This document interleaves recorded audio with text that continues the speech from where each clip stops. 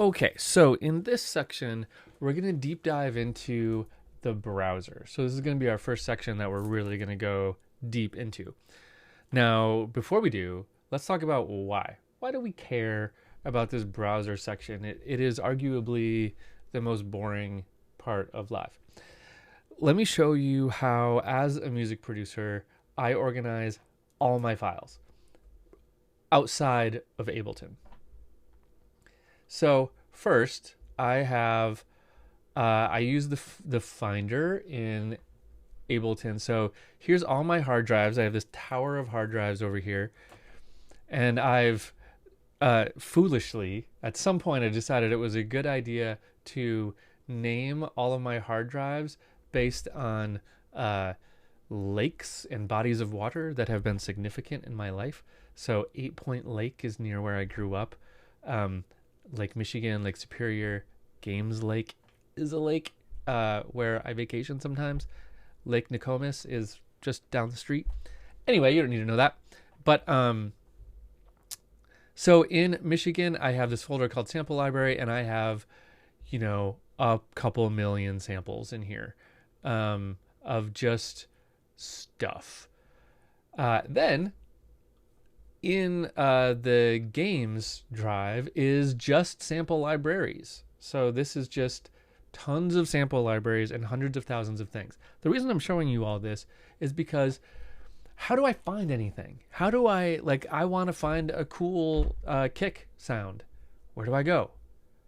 I don't know. I could go anywhere. I could spend hours digging around in my hard drives. So no thank you. Instead, Live knows about those hard drives, and it knows about that giant sample library folder. And it's categorized things quite nicely for me so that I don't have to deal with it. For a little while, I used a separate program. There was a program that exists for a while by a company called Audiophile Engineering, local to where I live, Minneapolis.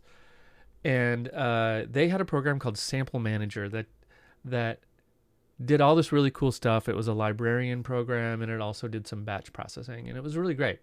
But that company is long gone, and so is that program. So now the Ableton browser is our way to find samples quick. So now if I just go search here and I say kick, I can find a ton of kicks. So I can just audition them really fast.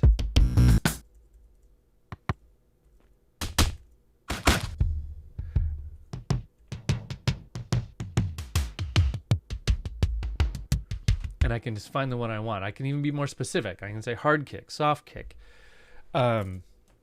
different styles of kicks, all kinds of stuff. And this is my librarian. Okay, so, and it's not just for samples. This is also my librarian for presets, synths, loops, effects, plugins, all kinds of stuff. So so don't think of this as just the place where our samples live. Think of this as your whole musical librarian, because that's really what it is. There's some things you can do to customize it. As you probably see in this places area, you probably don't have the same things I have, and in collections, you don't have the same things I have. Don't worry about that. We're going to go over all of that soon. But that's why the browser is so important. It's going to save you so much time to really understand the browser and get good at navigating it. It is your musical librarian.